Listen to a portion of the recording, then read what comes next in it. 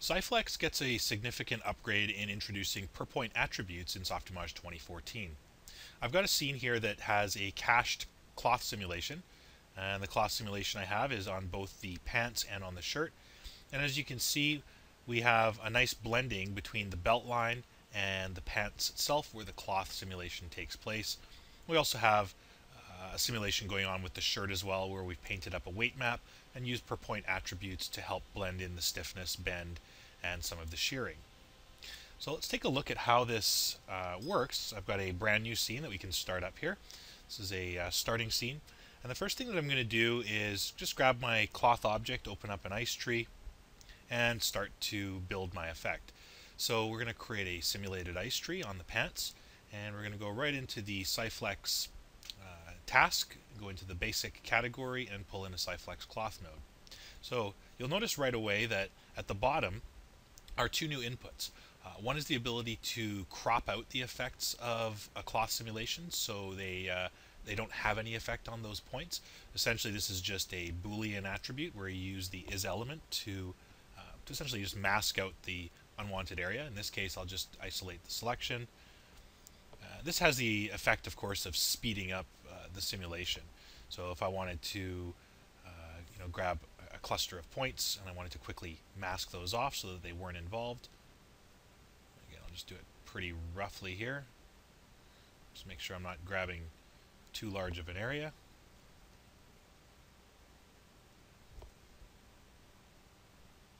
And back here as well. And I'll just grab my brush and just paint that up. So if I built a cluster out of those points, I would pull that cluster into ice, and to remove them I would just go and hunt down their isElement flag, which is a Boolean, and use that to drive the crop. So now those points are no longer influenced by the cloth simulation. At the same time, I'd want to build a map that includes the areas with any kind of fall off that I might desire. So for that, I would just go and build myself a weight map. So I'll get property weight map. We'll call this cloth effect. And I'll paint it up. Again, what I want to do in this case is to leave out the belt line. And what I'm also going to have to do is use the Syflex pins to make sure that the areas that are masked out eventually follow the movement of my character. So something like that. And what I'll end up doing is just creating a bit of a blend between the two of them. Now these pants, have some details that I'm going to have to make sure I include. Otherwise, those points are going to make the effect look kind of strange. So I want to make sure I'm getting into like the pockets here, areas like that if I'm not careful, we'll just get left behind. And I've got the symmetry brush on, so we should be good here. I'll just go in and nibble away at these parts. Take some of that out.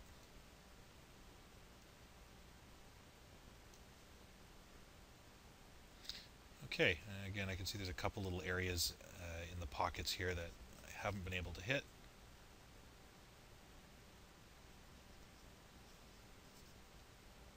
And I think that should do it. I might be missing a couple of points here, but hopefully you get the idea.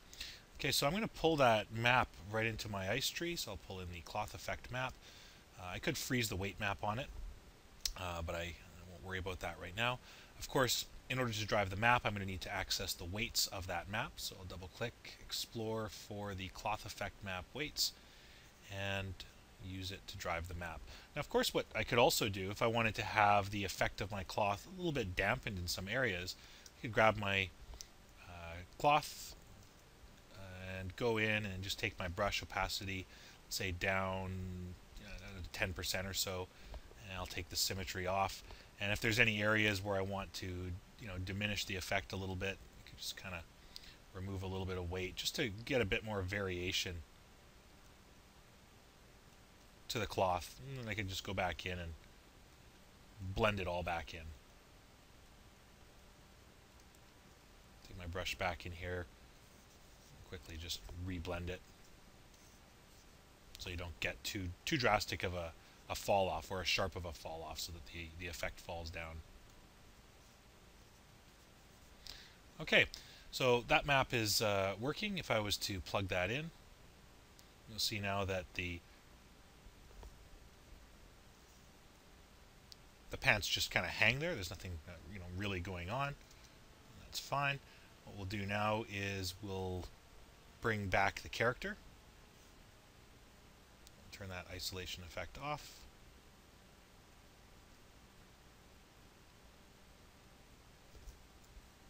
And I'm just going to unplug this crop map for now. There we go.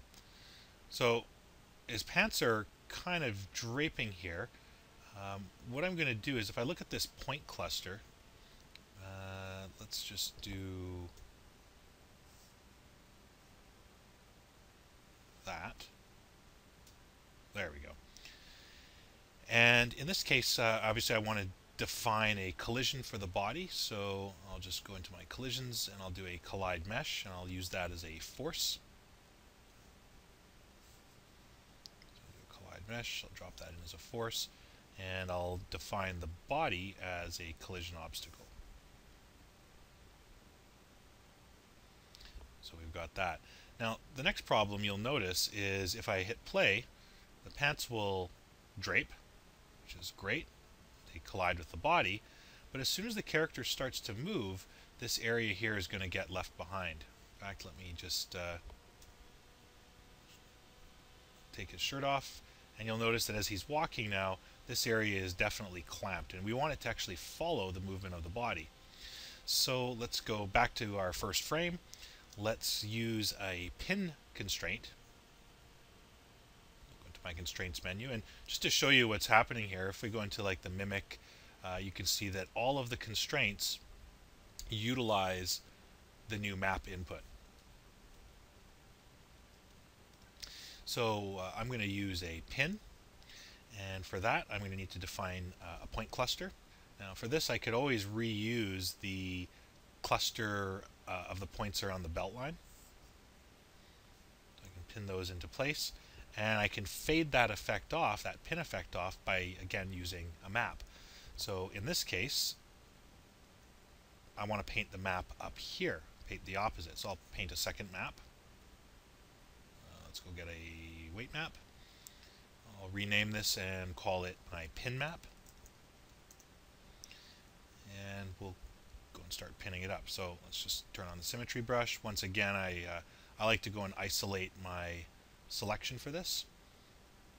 Make sure my brush opacity is up at 100%, which it is.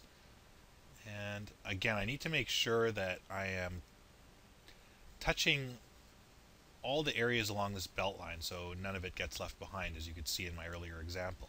So I need to make sure that along the top of the jeans that I am incorporating those points. I'll get rid of that. That looks good there. So just along the top, there's a couple little areas around the belt line that are just a little bit tricky to grab. Get some areas here. And since I have this effect cached, if I miss a couple little areas here and there, once I load the final cache in, you'll actually see the final effect. So I'm not going to spend too much time on this. Let's get all that there. Get some little areas in here that need painting out. Across the top. And a couple areas right in there. Okay, I think that'll do it. It's a bit too much. Let's go to the back. Let's remove that paint.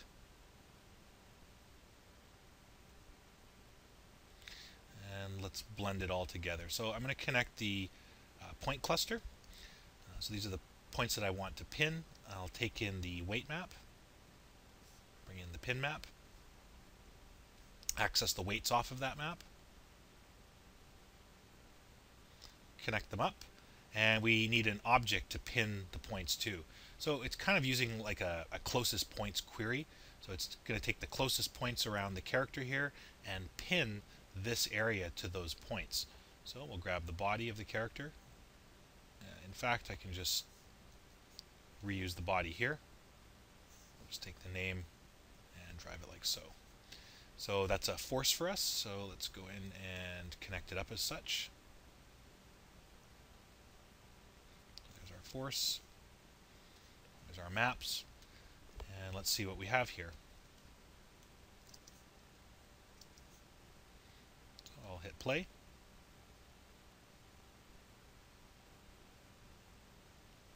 So it should just take a couple seconds to get started. There we go.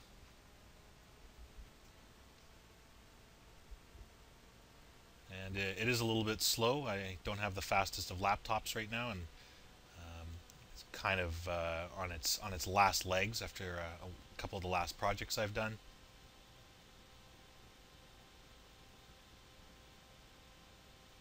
Okay, so we're not getting the effect we want right here. So let's go back into our ice tree and figure out exactly what is going on. So I've got the pin, I'm using the object as the pin. Everything looks like it should be good. Let's just remove this cropping effect. The pin should take care of that.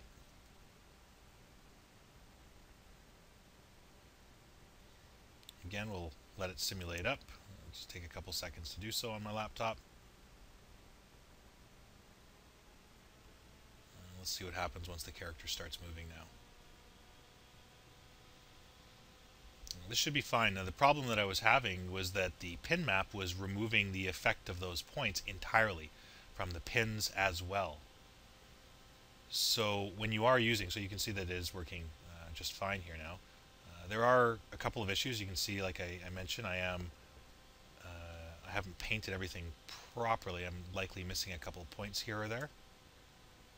So I always just come back into my weight maps. Bring it back to the first frame and blend it in. So that tends to be the problem right around here. So kind of just take some of that effect off. What I should be doing as well is obviously blending it down using the blending brush. So I'm just going to take the influence off of the belt line, drop my points back in here.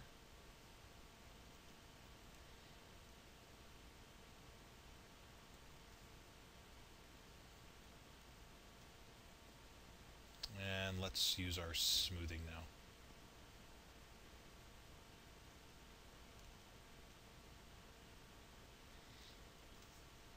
Okay, make my brush a little bit larger. Just kind of blend that area out.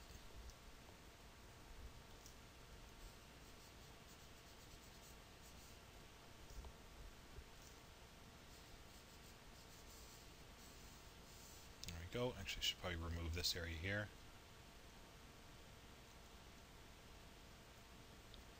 Let's re-blend it back.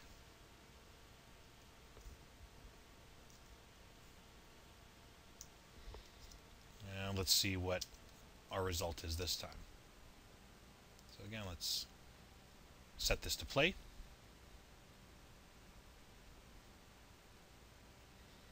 And this time we should have a bit of a smoother effect.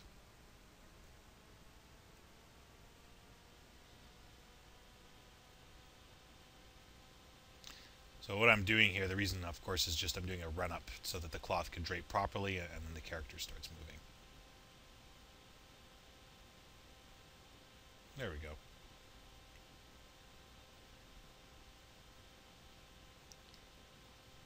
So that's basically the cloth simulation. What I'm going to do in this case is just load in the point cache of what I had before. So let's go into the cache manager. Let's read a cache onto our object. I'll go and grab my example.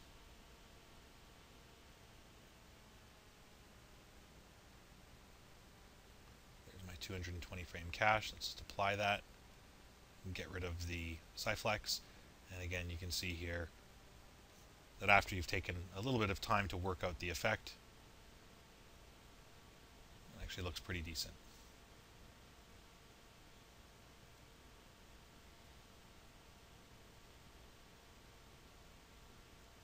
So there you have it. Syflex on ice for version 2014 now includes per point attributes.